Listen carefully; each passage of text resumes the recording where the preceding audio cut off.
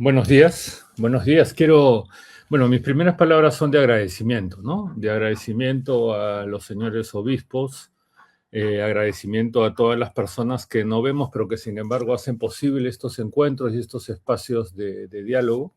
Y mi agradecimiento al presbítero Eduardo, porque como ha tenido la generosidad de recordar hace un instante, efectivamente coincidimos en un primer encuentro en Puebla, me parece, hace unos años, y a partir de ese momento hemos intercambiado en más de una oportunidad ideas y proyectos y sobre todo preocupaciones. Yo quiero empezar diciendo que la inteligencia artificial parecía un tema lejano de las preocupaciones y urgencias de la Iglesia.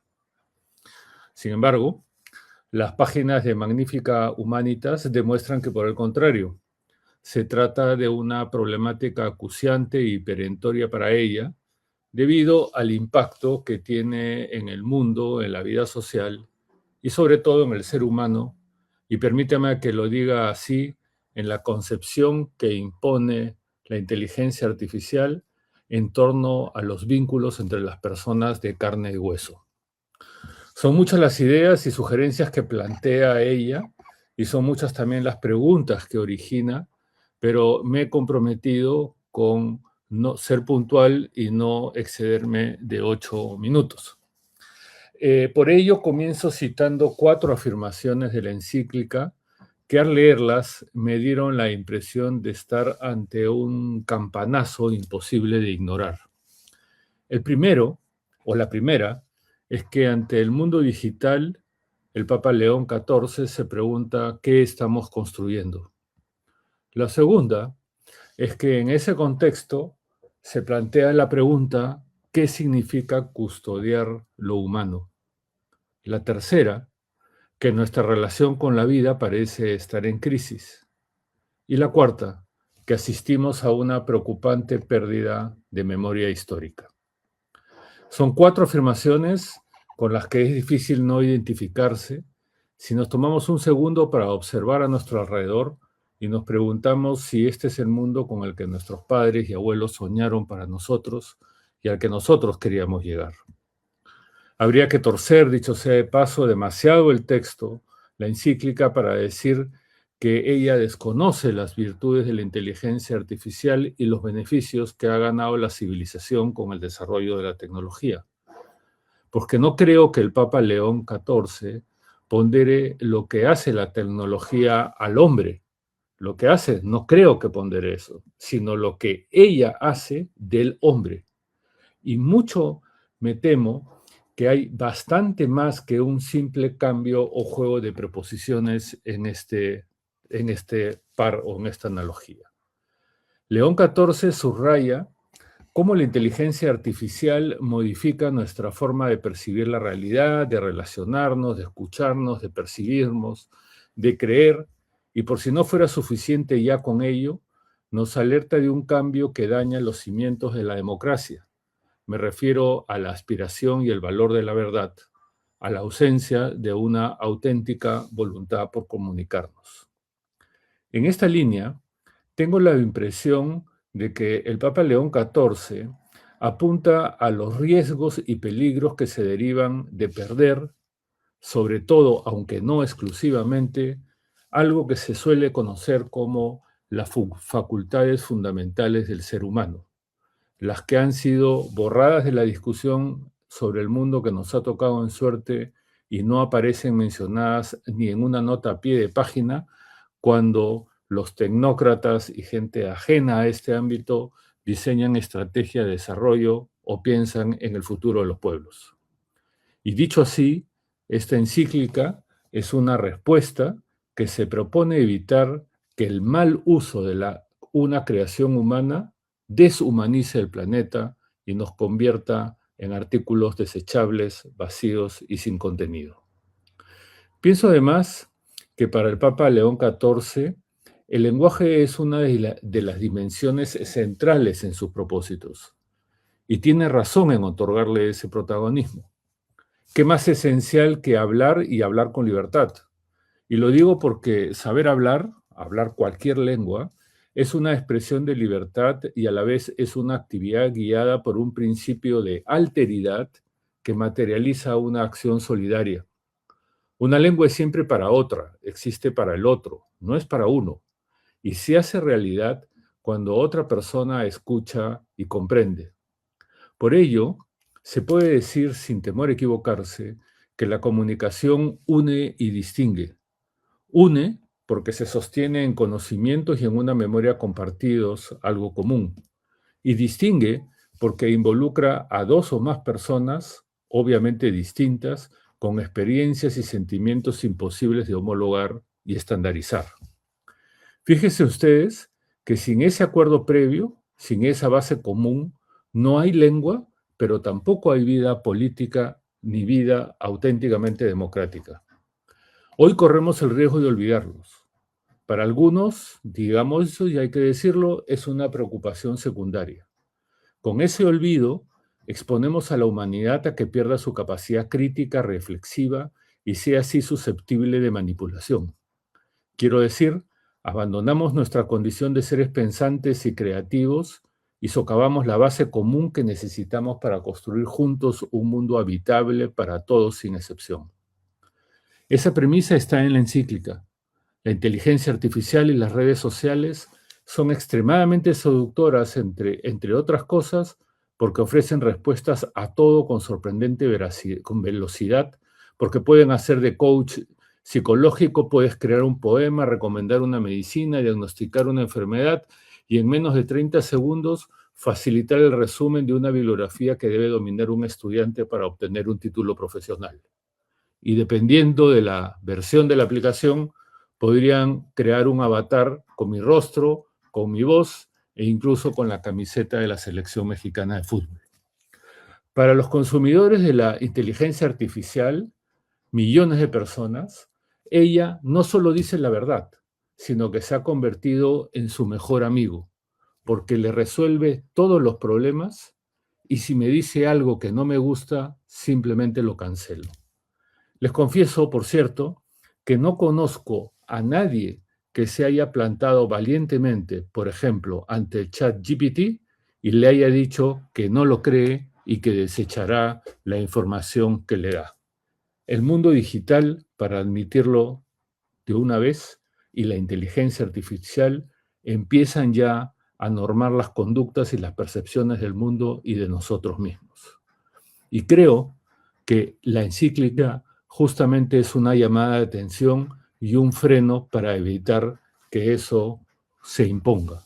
Es decir, de manera que donde comienzan sus virtudes también comienzan sus problemas. Por ejemplo, lo que nos dice la máquina, y hay que decirlo claramente, no es lenguaje sino una simulación. El lenguaje humano es creativo, impredecible, el chat y en general la inteligencia artificial generativa funciona por acumulación, repetición. La información que transmiten depende de rutas formales hechas por estadísticas, ecuaciones y fórmulas. Una máquina responde en función de lo que algún operador en alguna parte del mundo ha ingresado en el banco de datos que se activa con cada consulta. Lo que no está previamente almacenado no existe en la máquina, aunque existe en la realidad y lo tengamos delante de nosotros.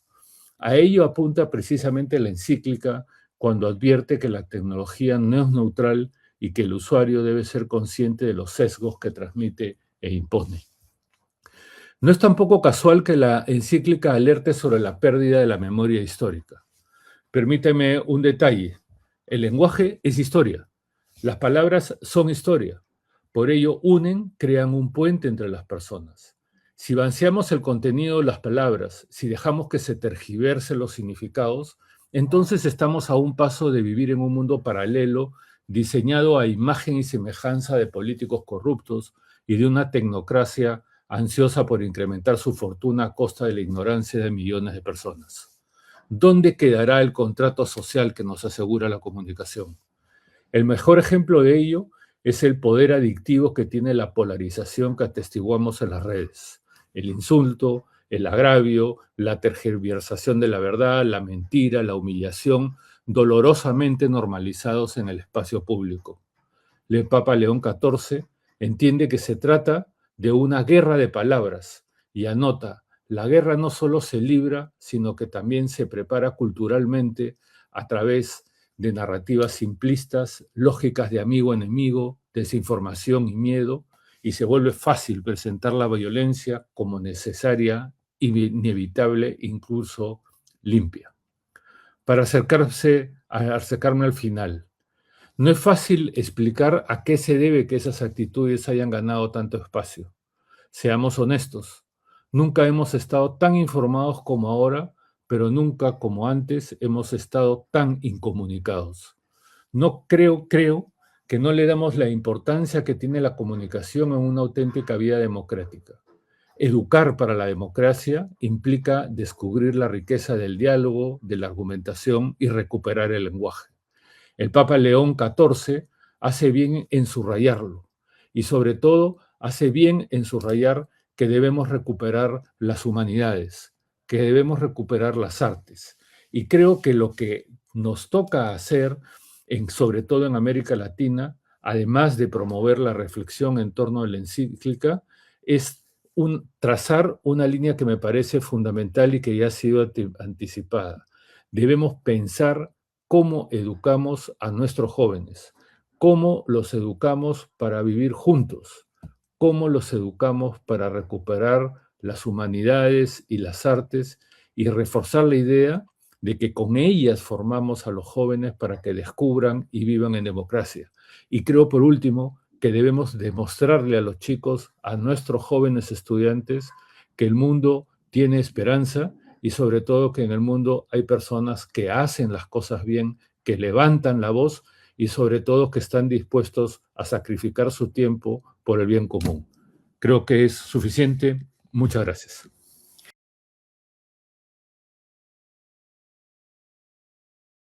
Bueno, muchas gracias por cederme la palabra.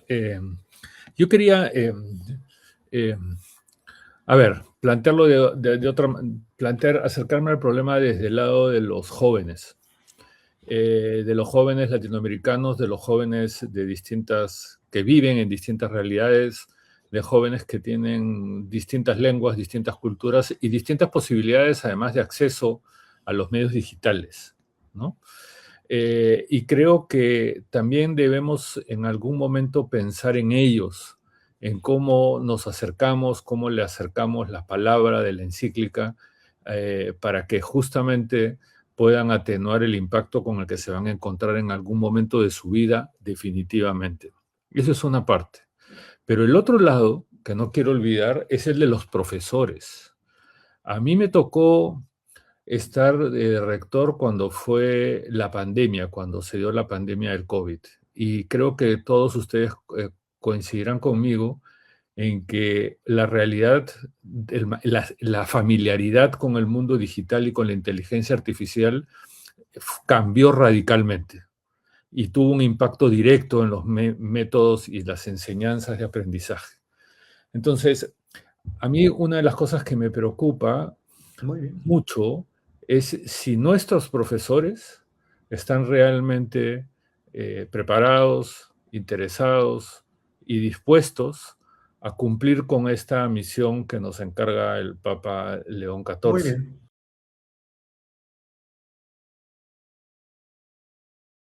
Bueno, yo quiero agradecerles las intervenciones que hemos escuchado.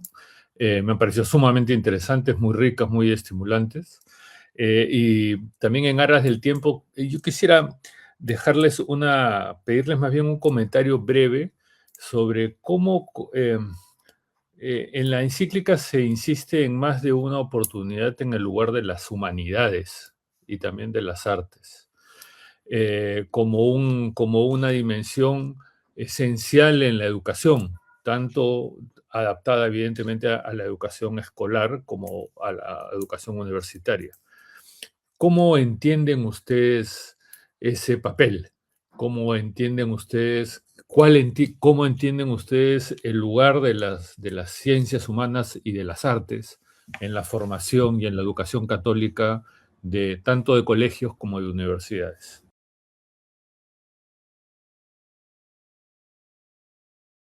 Bueno, yo me quedo con un desafío y me llevo una tarea. que creo que consiste en hacer lo posible y en pensar en cómo aterrizamos todo lo que hemos discutido y la encíclica en jóvenes que han crecido con una experiencia distinta. ¿Cómo Claro. hacemos para acercarlo a ellos?